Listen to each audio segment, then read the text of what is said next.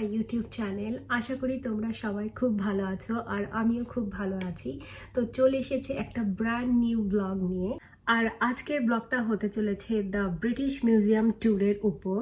তো চলো আজকে দেরি না করে তাড়াতাড়ি রেডি হয়ে আজকের ব্লগটাকে স্টার্ট করা যাক। আশা করি আজকের ব্লগটা দেখতে তোমাদের খুব খুব খুব ভালো লাগবে। চলো তাহলে ব্লগটাকে স্টার্ট করি।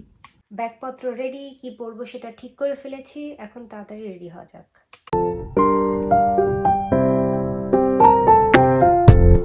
আমি এখন ব্রিটিশ মিউজিয়ামের সবথেকে নিয়ারেস্ট স্টেশন টটেনহাম কোর্টে চলে এসেছি।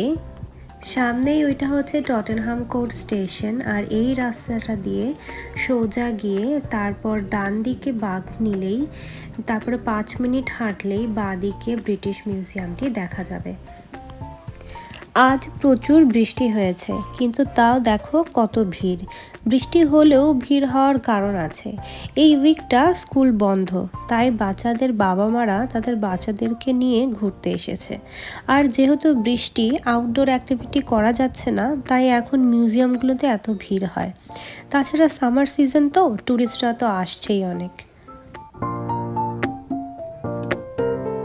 এটা হলো ব্রিটিশ মিউজিয়ামের গ্রেট কোর্ট।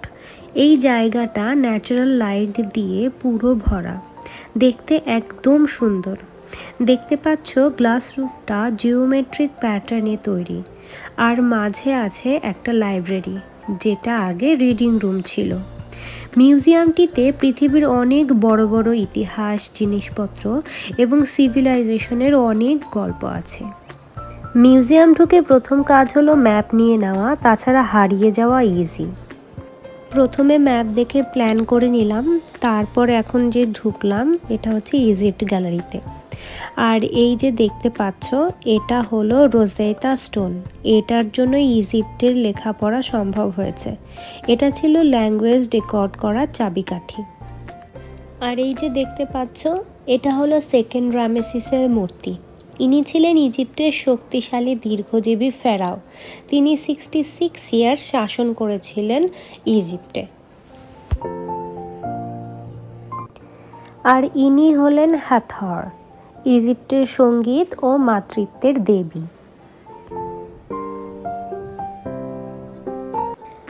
আর এইটা হলো ফেরাও আমেনহোটেপ III-এর এক বিশাল মূর্তি। আর এইটা হলো হাত, অনেক বড় এই মূর্তিটা। আমার একটা কোশ্চেন হলো, এত শত বছর আগে তারা এত বড় মূর্তি কিভাবে বানাতো? ইজিপ্টের এই সব জিনিস আজও আমাদের চোখে বিস্ময় জাগায়।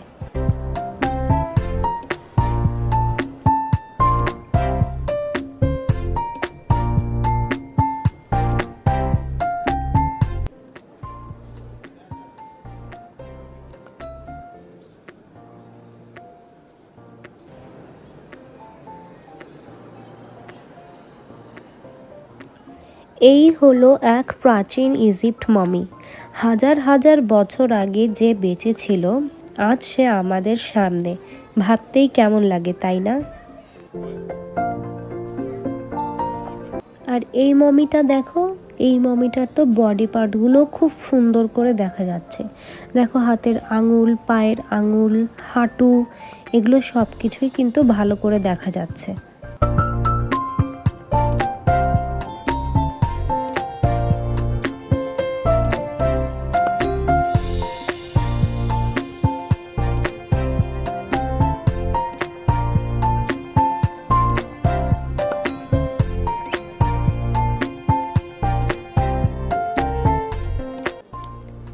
প্রাচীন ইজিপ্ট দেখার পর আমি এখন এসেছি ভারতের ধর্মীয় ও শিল্পকলার দিকে।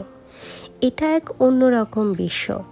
এই প্রতিমাগুলো শুধু পাথর নয়, এক একটা মূর্তি এক একটা গল্প, ধর্ম আর ভাবনার প্রকাশ। একদিকে বিষ্ণু, লক্ষ্মী, আর অন্যদিকে ড্যান্সিং অপ্সরা। এই সব কিছু শিল্পীর হাতের চমৎকার। গণেশ হলো শুরুর প্রতীক, আর নটরাজ মূর্তিতে প্রকাশ হলো সৃষ্টি, স্থিতি আর প্রলয়। বুদ্ধ প্রতিমার মধ্যে আছে শান্তি ও নির্বাণের আহ্বান। এই প্রতিটি মূর্তি বলেছে ভারতের সংস্কৃতি শুধু দেখবার বিষয় নয়, এটা অনুভবের বিষয়।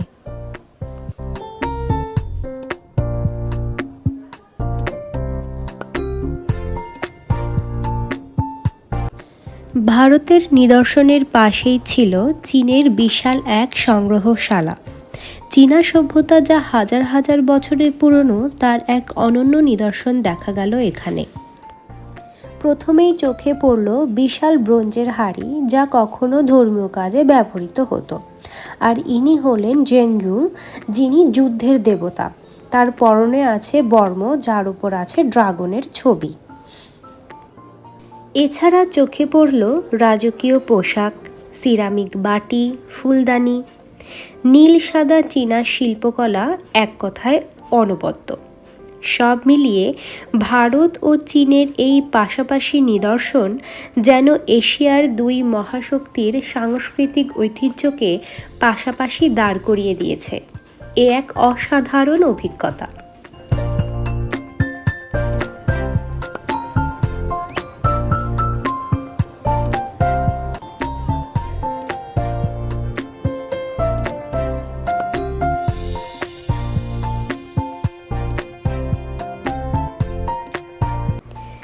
ভারত, চীন আর মিশরের পর এসে পড়লাম গ্রিক সভ্যতার ঘরে, যেখান থেকে জন্ম নিয়েছিল নাটক, দর্শন আর গণতন্ত্র।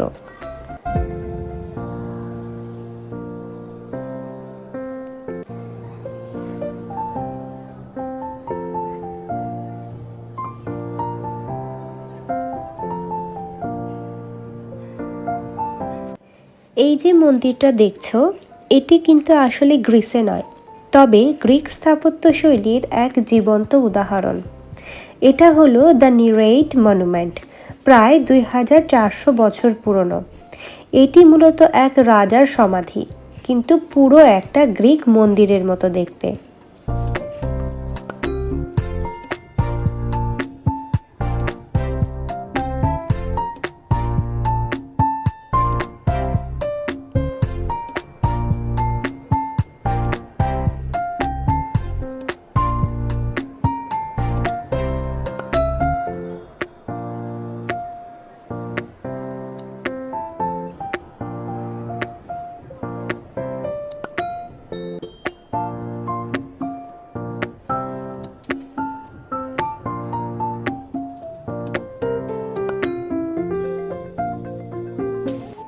এখানে একটা ভারী অদ্ভুত ভাস্কর্য আছে, যেখানে অর্ধেক মানুষ আর অর্ধেক ঘোড়া আছে। একে বলা হতো সেন্টর। আর একটা মানুষকে মারা হচ্ছে, ওই মানুষকে বলা হতো ল্যাপিত। এদের মধ্যে যে যুদ্ধটা হচ্ছে, এই যুদ্ধটা আসলে কোনো অস্ত্রের লড়াই ছিল না। এটা ছিল সভ্যতা ও বর্বরতার টক্কর, যেখানে মানুষটি লড়ছে তার সংস্কৃতিকে বাঁচানোর জন্য।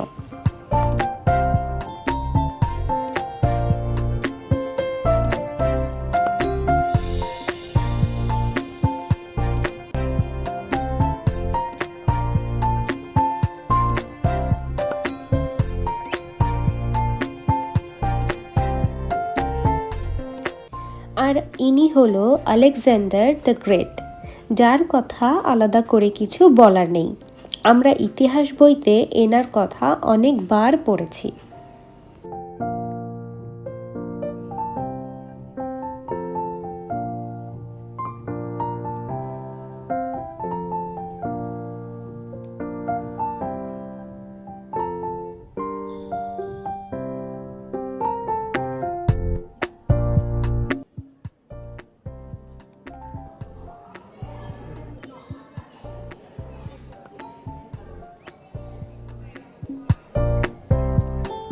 এই যে জুয়েলারিগুলো দেখছো, এগুলো কিন্তু পিওর গোল্ডের, তখনকার সময়ের।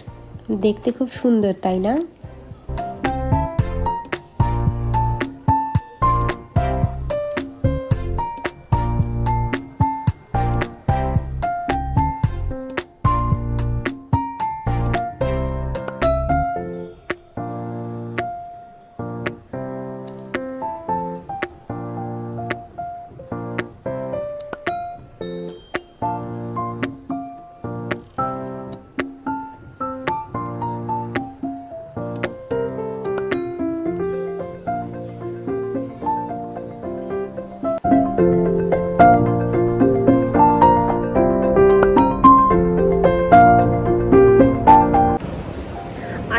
আমার এখানে ঘোরা হয়ে গেছে, এখনও বৃষ্টি হচ্ছে, বৃষ্টি থামার নামে কোনো কথাই নেই।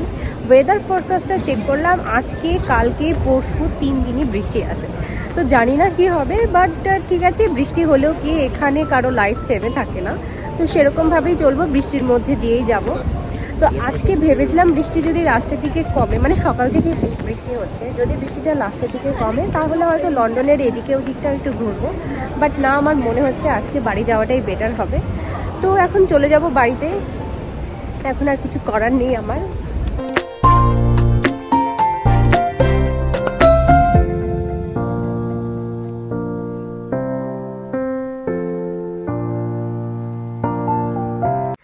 আমি বাড়িতে চলে এসেছি আর এখন বাজে 6টা। এখন ভাবছি নিজের জন্য কিছু একটু বানিয়ে নেব, তারপরে দেখছি কি করা যায়। তো এখনও বাইরে খুবই হাওয়া দিচ্ছে, আকাশ পুরো মেঘলা হয়ে গেছে। কালকে ভাবছিলাম আর একটা জায়গায় বেরোবো, কিন্তু জানি না কি হবে, বাট ঠিক আছে, দেখা যাক। যদি ওয়েদার মোটামুটি ঠিক থাকে তাও আমি বেরিয়ে যাব। আমি আমার এই ডে অফগুলো না সাধারণত ওয়েস্ট করতে চাই না, কারণ কি সারাদিন কাজের পর 2 দিন যদি বাড়িতে এরকমভাবে ল্যাদ খেয়ে বসে যাই তাহলে হয় কি আর এক্সপ্লোর করাটা হবে না। তাই জন্য না ওয়েদারের উপর মাঝে মধ্যে মনটা খারাপ হয়ে যায়। এই যেমন ধরো আজকে, যদি আজকে ওয়েদারটা বাজে না হতো তাহলে কিন্তু আমি এতক্ষণ বাড়িই থাকতাম, হয়তো টাওয়ার ব্রিজের ওখানে যেতাম বা কোনো পার্কে যেতাম, কিছু না কিছু করতাম। আর এখানে আর একটা মজার জিনিস কি বলতো, গরমকালের সময় এখানে না ডে লাইট 9টা 10টা পর্যন্ত থাকে। তো তাতে হয় কি, মানে যেটা আমার সাথে হয়, শীতকালে হয় কি যে রাত 8টা বেজে গেছে তখন মনে হয় কি উফ কত রাত হয়ে গেছে, কিন্তু এখানে যেহেতু ডে লাইট 10টা পর্যন্ত আছে তাহলেও কিন্তু মনে হয় না যে ও সন্ধ্যা হয়ে গেছে বা রাত হয়ে গেছে, এরকম কিন্তু ফিলিংসটা আসে না। তো হয় কি বাইরের অ্যাক্টিভিটির যে ভেতরে থাকি ওই ওই একটা মানে এনার্জিটা থেকে যায় ভেতরে। তা আবার 10টা রাত 11টা তখন আবার বেডে চলে আসা যায়, কিন্তু ওই যে হয় না যে ও 7টা বেজে গেছে, 8টা 9টা রাত 9টা বাজে, এইরকম একটা ব্যাপারটা কিন্তু থাকে না। এই ছিল আমার আজকের ব্লগ। কেমন লাগলো জানিও আমাকে কমেন্টে, আর ভালো লাগলে একটা লাইক করো, আর চ্যানেলটাকে সাবস্ক্রাইব করতে কিন্তু ভুলো না। আর পরের ভিডিওটা দেখার জন্য বেল আইকনটাকে প্রেস করে রেখো, তাহলে ভিডিওটা মিস হবে না। ভালো থেকো, সুস্থ থেকো, দেখা হচ্ছে নেক্সট ব্লগে। টাটা।